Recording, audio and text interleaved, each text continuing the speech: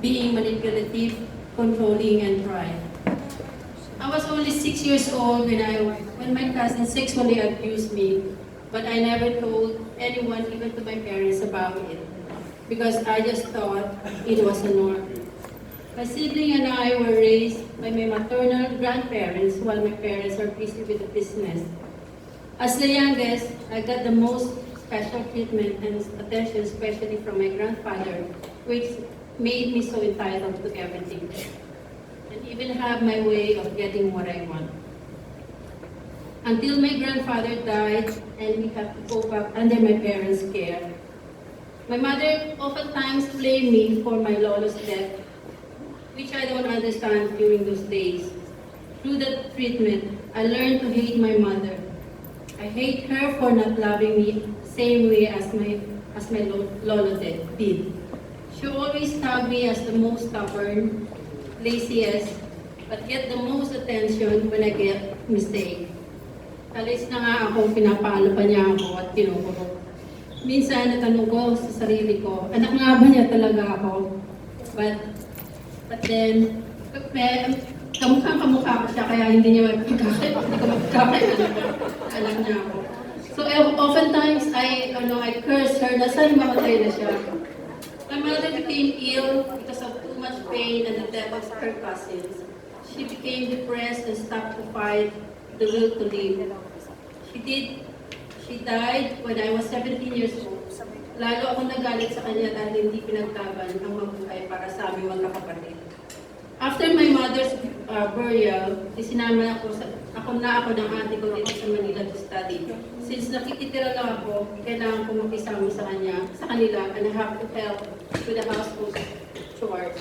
Eventually, I need to work to support my studies. I worked during the days and went to school in the evening. From work, I met my husband. After 3 weeks na nanligaw, sinagot ko na siya. Since longing ako ng love and the idea of expressing love is through sex, kaya only months in the relationship, we engaged in the premarital sex, and eventually I got pregnant. We got married at civil ceremony without my parents' consent and blessing. Instead na diploma, ipadala ko sa parents ko, marriage certificate. I know I disappointed him big time, but then he tried to understand and accept with what I want. He suggested to have a church wedding and he would take charge of all the expenses. Arrogantly, I declined his offer and told him na ibigay na sa amin ng pera. Few years in our marriage, still everything all right and happy. There were little fights na naayos naman namin agad. Pero habang tumatagal yung maliit na awat ay lumalaki na. At may mga kasama rin pitik at sampal. Financially, I am more confident than him. We bought our first house in Antipolo na nakala ko ay magiging tahimik at maayos kami sa tahanan ngayon. Never did I know that ito pala masisira ang buhay namin. My husband had an extramarital relationship with a separated woman, eventually fathered her with 4 kids. My world turned upside down. I felt betrayed. Hindi ko matanggap na nagawa niya sa akin. He blamed me sa pagkakaroon niya ng babae.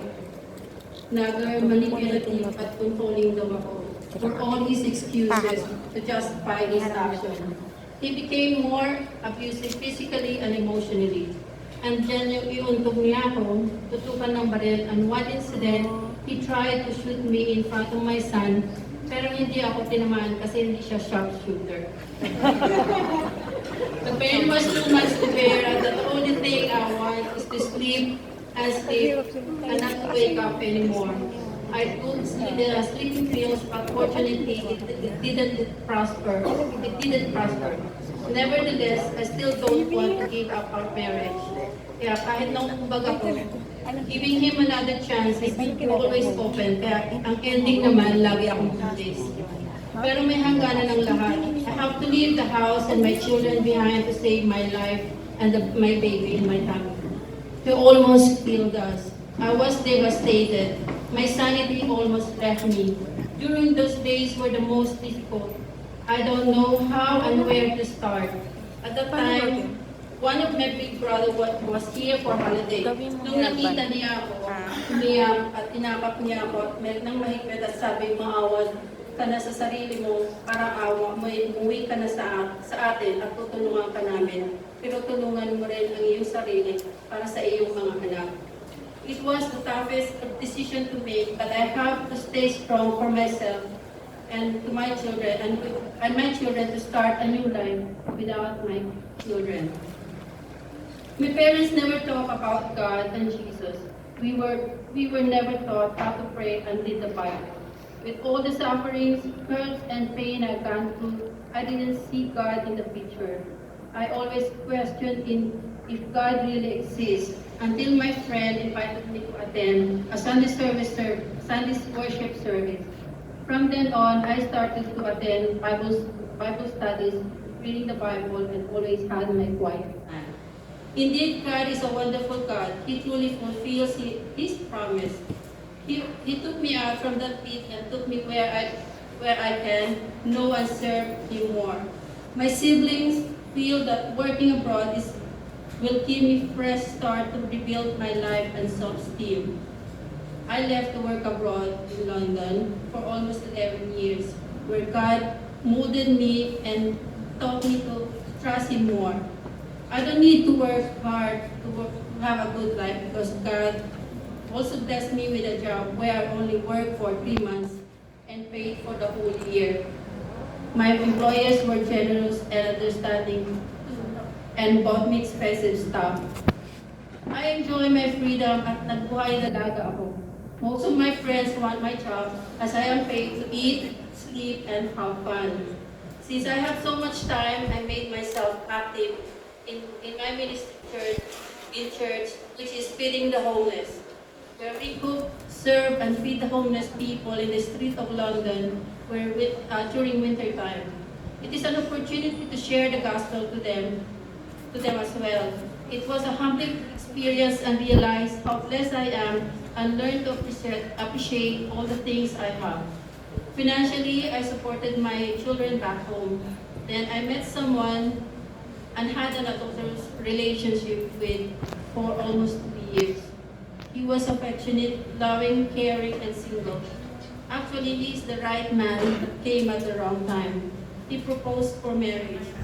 But because I am not ready for commitments and in my conviction I was not pleasing God with my action, though it was heartbreaking, I have to end up the relationship. Since I entered England with a tourist visa, I tried to apply indefinite leave to remain under my brother's support. I was so hopeful that I will get the visa, but after 6 months of waiting, I was denied. I was so disappointed. Natanong ko na naman ang Panginoon, bakit ako na nagsaserve sa Kanya ay hindi ako nabigyan? Samantalang yung kaibigan ko na hindi man lang nagsisimba ay nabigyan ng visa. I tried to appeal but was again denied. I tried to reapply but many times but get the same result, denied. Until I gave up and continued my life. Much later, I received a letter from the Home Office stating that I need to leave the country. And gave me a few days to submit myself, otherwise I will be arrested. My employers cried it was unfair since they actually pay my taxes. They helped me seek legal advice. I went to Christian solicitors and advised me to go home instead and enjoy my children while they are still young, rather than spending so much money for visa. I don't see any opportunity awaiting for me back home. I have to decide. I have no choice but to abide. December 2013, I came back home for good, mixed emotion. I was filled with fear of uncertainties of what may happen, and at the same time, excitement was overflowing. I can now hug my children for the first time in 13 years. I have hopes and expectation that everything will be all right since God is with me in this journey, this time with my children. But when the honeymoon stage was over, reality started to sink in.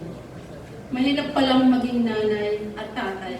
I don't know what to do when arguments between me and my children arises and became constant. Nobody wants to heal.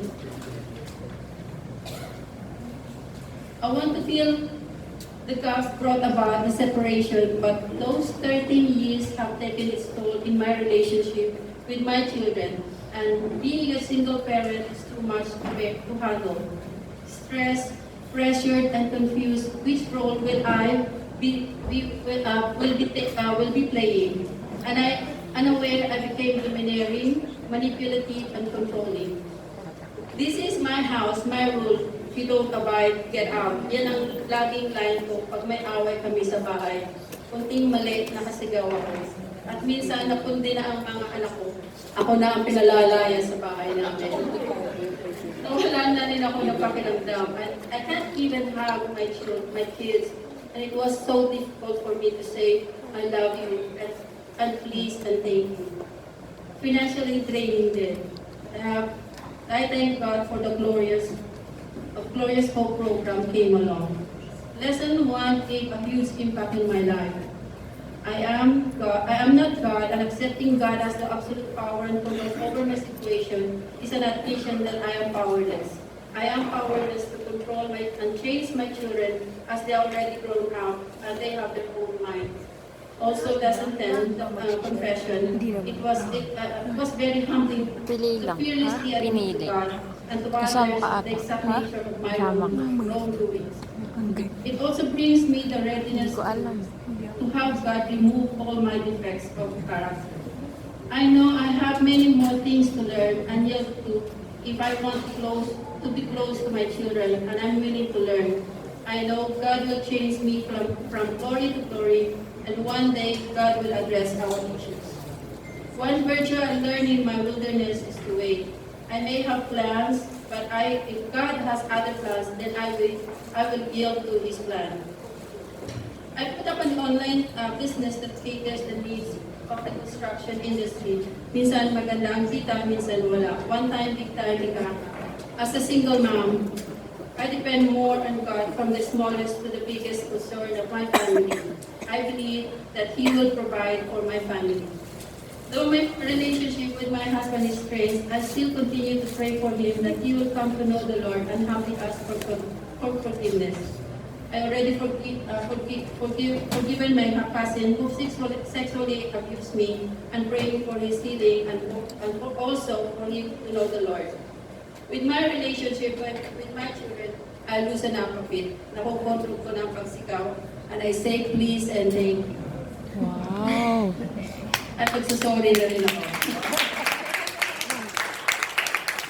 The God who sustained me in my brokenness is the same God who picked up pieces of to make me whole again. He will make it beautiful in His time. I am May Torres, still God's work in progress.